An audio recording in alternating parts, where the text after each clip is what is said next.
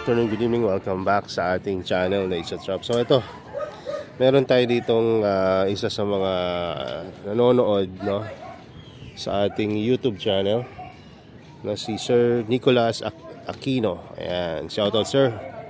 Alam ko hindi ka naman nagpapa-shoutout, pero i-shoutout na kita kasi lagi ka nagtatanong sa ating Facebook page, no. Ayan, ito yung isa sa mga madalas manood, no, at laging nagtatanong. So ito, ang dami niyang tanong eh. Ngayon may tanong na naman siya. So ngayon ang tanong niya, nung 2022 daw, di ba matagal-tagal na yun, 2 taon na, no, ano daw yung ginamit ko na bato, no, hindi po ako nagbabato, pero ang ginamit ko na bato sa ating tawag doon, bag garden, bag setup, mini bag setup, ay walang iba kundi Labarak. Diba? Yun lang kasi yung ating kumbaga yung accessible at mabibili natin. Actually, ang gusto ko talagang gamitin noon ay Pumis na malalaki. Kaya lang napakahirap maghanap doon. Yung iba nakakabili, kaya lang kasi napaka-pricey ng Pumis na malaki compared sa Labarak. Ang Labarak mura, kaya lang mabigat. Ang Pumis magaan pero mas maganda. No, so kung kayo mag-setup ng bag setup, mas advisable ko ang Pumis. Pero kung wala talaga, Labarak. No, pero wag niyo hayaan na puro Labarak lang, dahil kung puro Labarak lang, pag rock or sandy, no, eto nga rock nga, madaling uminit. No, wag kayong aasa na hindi yan iinit. So yung mga Labarak na yan, very ideal siya kung meron kang controlled environment or temperature. No, kasi kung ang gagamitin mo ay Labarak, ayun, ang bilis niyang uminit. Ang ginawa nung bumili sa akin noon, kaya nag-survive yung bag niya, bag setup niya, yung malaki yung pinakamalaking bag setup na ginawa natin dati. Kung naaalala nyo pa, na nakalagay sa ilalim ng grapes, nung may mga pingikula sama-sama with BFT and Sarracenia. Tapos meron pa akong giba na nilagay rin doon pagkakatanda ko.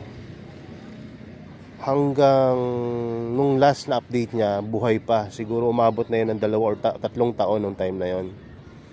At hindi ko alam, wala na kasi akong communication doon sa bumili na yun ngayon. At nahiya naman akong manghingi ng update. Pero nung time na nag-update siya sa akin, umabot ng halang 2-3 taon. Buhay pa yung halaman, which is talagang tuwan-tuwa ako. Kasi kumbaga nakasurvive yung halaman, tapos sphagnum moss buhay rin. Yun yung nakapagtataka doon.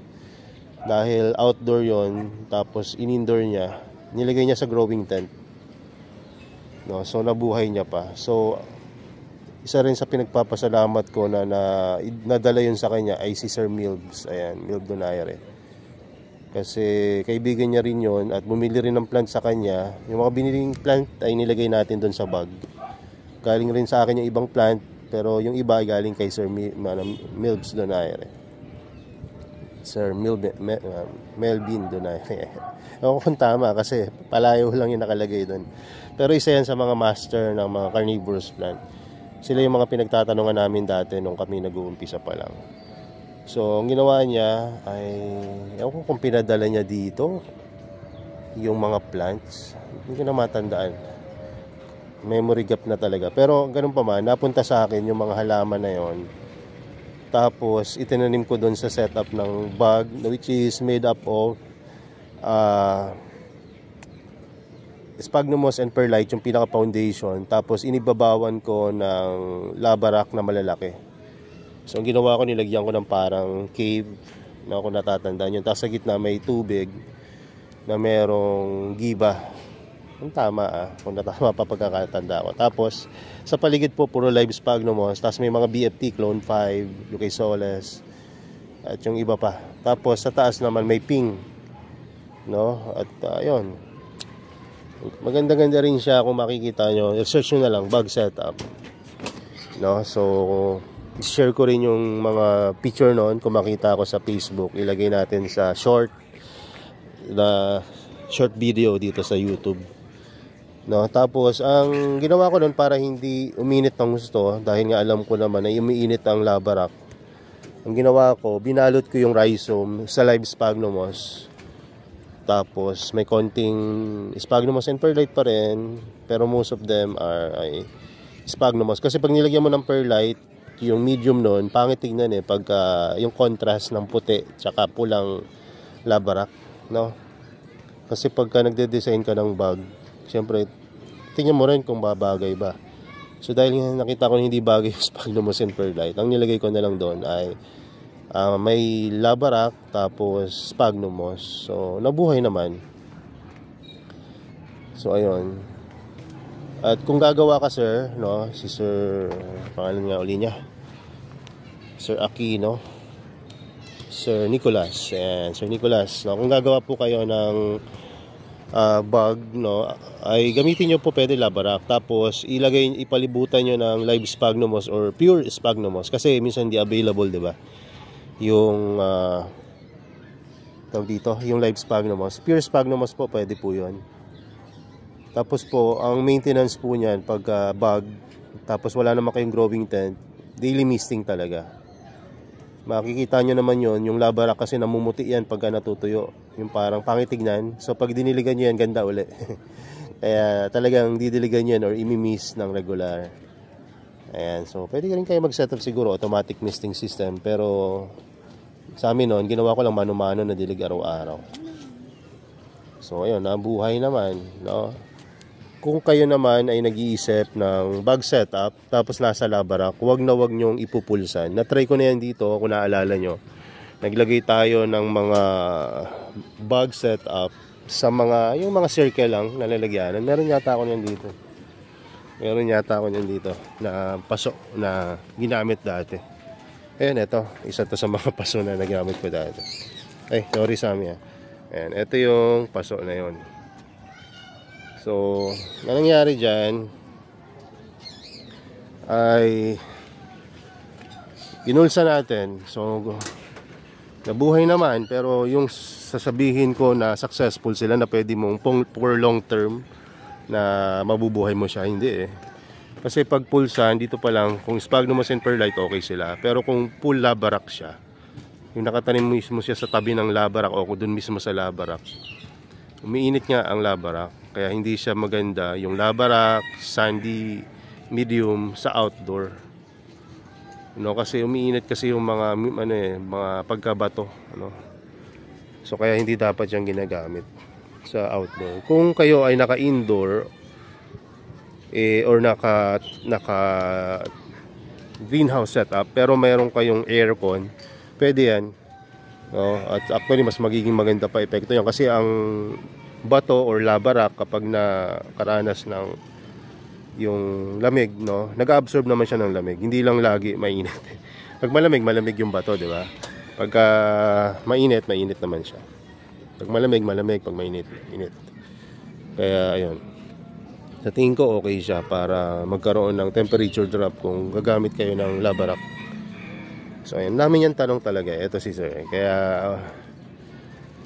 minsan ayun.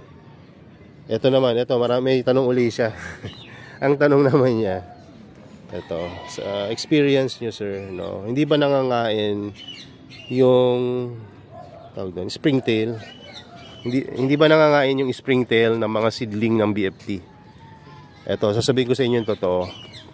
Ang springtail or yung good insect sa ating mga medium, okay talaga siya. Unless i-water tray mo ng maging waterlog siya. Pag naka-water tray yan, tapos nag-waterlog, ang mangyayari, algae, di ba? Tapos ang daming tubig. Tapos ang mangyayari niyan, yung springtail dadami kasi nga ang dami mo ring algae, Ang dami nilang pagkain. Tapos niyan, dahil sa dami ng springtail mo, ang mangyayari niyan, kung wala na silang makain, baka nagsasawa na sila siguro sa algae. Minsan yan, titikman yan yung BFT mo. Maniwala kayo, nangyari na sa akin yan dati. At ito ay nangyari doon sa aking BFT na Trebs Dracula. Kaya hindi lumaki yung Trebs ko dati dahil sa springtail. Dahil ang combination nun para hindi maging beneficial yung springtail sa'yo ay waterlog tapos algae, tapos springtail, ayun. Ewan ko ganun yung naging experience ko sa springtail eh. So magandang springtail kapag hindi ka naka water tray. Pero kung naka water tray ka at damakmak yung tubig tapos mag-algae yan, tutunawin yan yung iyong halaman. Itong springtail na yan. Good ang springtail, pero pagka hinayaan mo siya dun nga sa ganong klaseng environment, magiging harmful siya. So ewan ko kung anong experience ng iba, pero ayun yung aking experience dito sa ilang taon nating pag-aalaga. O ngayon, hindi natin naging problema yung springtail, pero may springtail pa rin tayo. Pero bakit na hindi na natin problema yung springtail ngayon?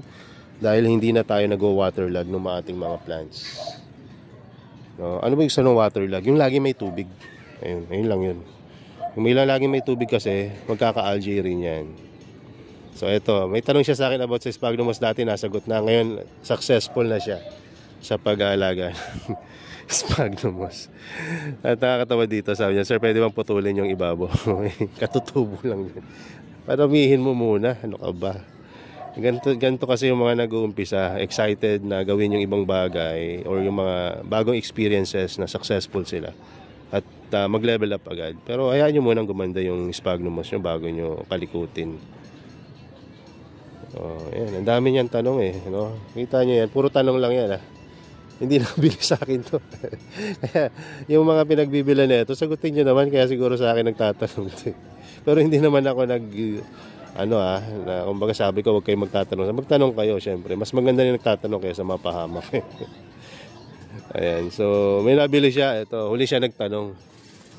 Bumili siya agad ng sphagnum moss na mura. Nadali siya ngayon. Ang sphagnum moss na nabili niya ay java moss and green moss. Kaya nga okay rin na magtanong. Ayan, so ayan. Ayan, ang dami niyang tanong. Paano niyo po napapa-brown? Alin ba yung napapa-brown? Yung sphagnum moss. Ayan. Hindi pa kayo magtataka. Bakit nga pala brown yung sphagnum moss namin dito? Ayan. Yung mga sphagnum moss natin. Ayan. Paano namin napapa-brown? Bakit ano ba yung sphagnum moss nyo? Dilaw? O green? Ano ba? Ang sphagnum moss po kasi talaga ay brown, no? At nagda-dark yung color niyan kapag nag-i-age na yung sphagnum moss. Parang coco-peat. Ang coco-peat light color siya, pero pagka tumagal at na-age na yung coco-peat, nagiging black or dark color. So bakit namin gusto yung mga dark color? Actually, hindi naman talaga namin sinadya na ginugustuhin. You know, ang available na sphagnum moss na binili ko dati ay brown, which is yung age na. At nagustuhan naman ng halaman namin at naging maganda yung epekto. At kung bibili kayo ng mga sphagnum moss ngayon, puro mga puti na, no? Which is okay rin naman para sa akin. Pero dahil brown siya na dumating sa amin, ayan, ginamit namin. Which is hindi ko naman inakala na magiging okay rin dito. At nagustuhan rin itong mga high-end na mga BFT natin dito. Like yung wine mouth. Ayan, yellow white BFT. Double trouble, space, Pacman, whale, lunatic fringe, crispy sun. Puro sila multiple growth point. No? At ang ganda ng quality. At ito yung binibenta natin din sa medium pagka bumili kayo.